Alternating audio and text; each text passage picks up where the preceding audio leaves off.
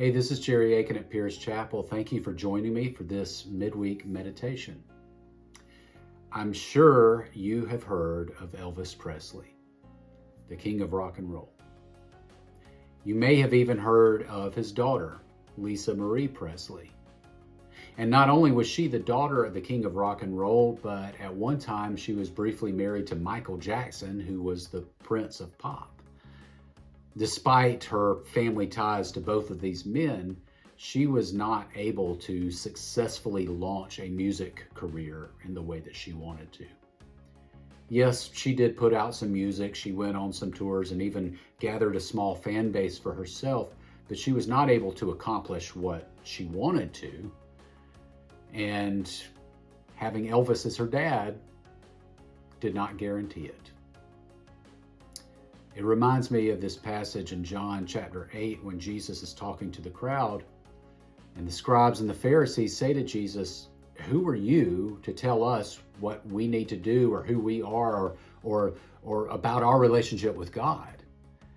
And they seem to make this claim that they have a good relationship with God. They're good with God simply because they are sons of Abraham. And Jesus says, what difference does that make? Just because you descend from Abraham, that does not put you in right standing with God. He says, if you want to know God, if you want to be in right standing with God, you have to come through me, the one whom God sent. Now, today, many of us don't make the claim that we're good because we descend from Abraham. In fact, a lot of us don't descend from Abraham. But the modern equivalent of this is people who say, I grew up in church, I'm good with God. Or my parents were Christians and they raised me to believe as well, so I'm good with God. Or I was baptized at an early age. Or my dad was a preacher, so I'm good with God. Let's not make the same mistake that the Pharisees were making, thinking that our faith is a birthright that we've inherited.